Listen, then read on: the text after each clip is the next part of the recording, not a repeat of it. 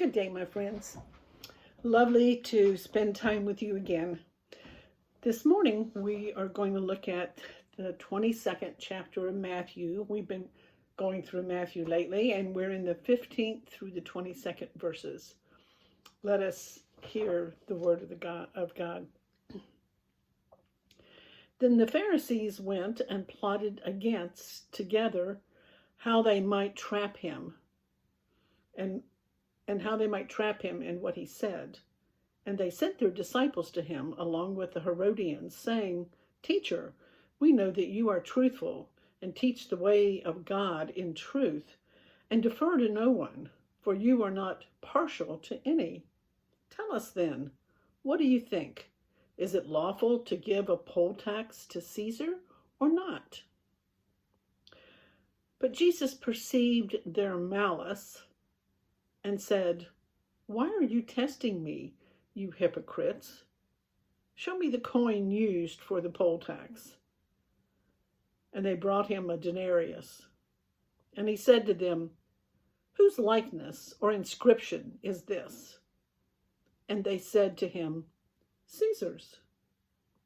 Then he said to them, "Then render to Caesar the things that are Caesar's, and render to God the things that are God's." And hearing this, they were amazed, and leaving him, they went away. Thanks be to God for the reading of his word and for the preaching of it. Well, it's that time of year again when we as human beings do something that's kind of peculiar. We engage in this unique human endeavor of carving pumpkins to create some kind of an image on them. It is always fun to see the different things that people come up with. We, as human beings, it seems like to put our images on many things. We want to leave our mark in many places, from graffiti art in subway stations to the Sistine Chapel paintings or even cave paintings. It just seems to be that is what man likes to do. This is the way that we place our mark on the world and leave a legacy for those coming later to see. And it's also a way that we claim something as our own for ourselves. It's likely that this is why coins and other forms of money have come to be formed with the images of people who are in power. To give you a little background on this passage that I just read in Matthew today, it happens to be a Wednesday in Passover week, and Jesus is in Jerusalem at the temple, and he's teaching. He's in the same temple that the day before he ran off the money changers and turned over the tables as they were sitting at. He had just finished explaining 3 beautiful parables illustrating the unbelief in Israel, and particularly that amongst the temple rulers and those who were in authority, the chief priests and the Pharisees. Of course, they were enraged and would have arrested him right then, except that the multitudes who had gathered to hear him would have not allowed that to happen. The leaders resented Jesus because he had exposed their pride and self-righteousness. Because he publicly humiliated them, then they were more determined than ever to make sure that they could find some way to do away with him. So our passage begins on the following day of those horrific events that happened in the temple, and the religious leaders this time do not approach Jesus themselves because he had chastised them so severely. But they sent their underlings, their disciples, to go and to ask him questions, which they had prepped them for. And so they're trying to trip him up with this question: is it legal for Caesar to tax us? Now, their thinking sort of goes as follows. If Jesus answers yes, then the Jewish multitude, all his followers, are going to be up in arms because it really is an unfair tax. If he answers no, then by that token, he would incur the wrath of Rome as somebody who was an insurrectionist. But Jesus wiggles out of that trap by asking them whose image is on the coin.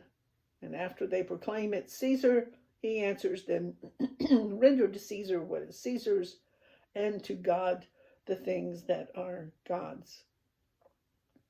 The currency of Caesar is copper and stone and sword. Those are the powerful, insofar as if you want to build a city or an army or pave a road, those are the powerful things that you need to accomplish such things. But the currency of the Creator shows up as flesh and blood, intellect and language, creativity and mortality and kindness. And imagine what those things can build. From the start, Jesus' earthly ministry showed a marked disregard for the social order of his day, which brought him into conflict with the religious authorities who were invested in the order staying exactly like it was. Jesus messed with the traditional system. For instance, he invited a tax collector to be one of his disciples. And he was out in the community and touched and even shared meals with all kinds of unclean people, sinners and outcasts. These were people to be avoided and not embraced according to the tradition. Jesus also reinterpreted Sabbath laws that were central to the life of the synagogue. The Sabbath was made for man and not man for the Sabbath, Jesus said on another occasion. He also said, is it legal on the Sabbath to do good or to do evil? As he healed a man's withered hand. Time and again, Jesus broke Sabbath law, and he did it in a way that it was not quiet. He was very brazen about it. Each time he publicly asserted his right to do so, the religious leaders were increasingly outraged that he would make that proclamation. Then, to add insult to injury, Jesus goes to the temple, the seat of political, economic, and religious power, and he attacks the corruption there. He made it abundantly clear that he would not tolerate the unjust economic system at the heart of Jewish life that happened in the temple. So why did the religious leaders insist that he had to die? He had to clearly be killed because he was perceived to be a threat to the existing authorities in the way that they did things. They didn't want to change. And they accused him of being a threat to the Roman Empire. God, as the creator, continues to create. We know from the book of Genesis that Joseph was thrown into a prison because he was falsely accused of a crime, and he languished there for some time. But ultimately, he ended up becoming the prime minister of Egypt, second only to the Pharaoh. He says, "What others meant for harm, God meant for good." We make a mess of our lives, and He turns it into a message. He is forever being the creative force. What the Jewish leaders meant for Jesus' harm, God uses for the salvation of the world. To be reminded that we are created in God's image is no small thing. It appears that those religious leaders had forgotten that small detail. What does it mean to you that you are made in God's image? We hear so many competing definitions of what it means to be a human nowadays without ever discussing our divine qualities. It is by the death of Jesus that His Spirit now abides in us who believe. That part of us that is truly alive is the Spirit of God within us. So many of us get impressed that we are just have status in the world by world standards. But God's not impressed by world standards. God's impressed by the way we reflect His standards. So many of us feel like maybe we're just cogs in a giant machine working day in and day out to pay the bills and make ends meet, worrying if we'll ever have enough for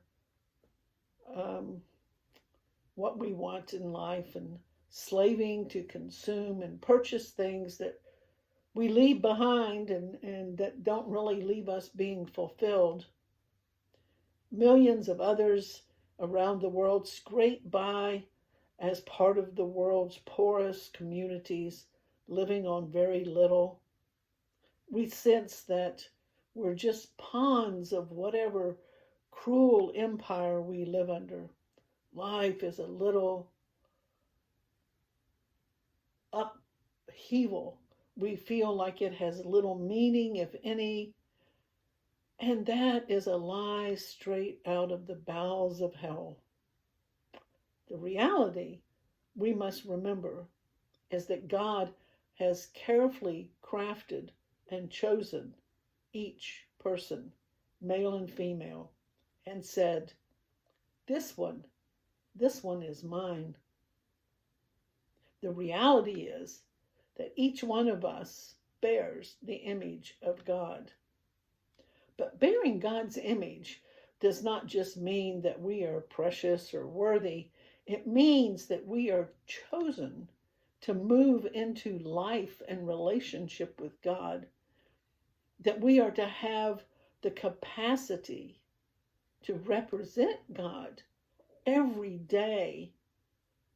We do so by our very thoughts and actions and interactions with everything in creation, with all of nature and with people. All of that comes into play.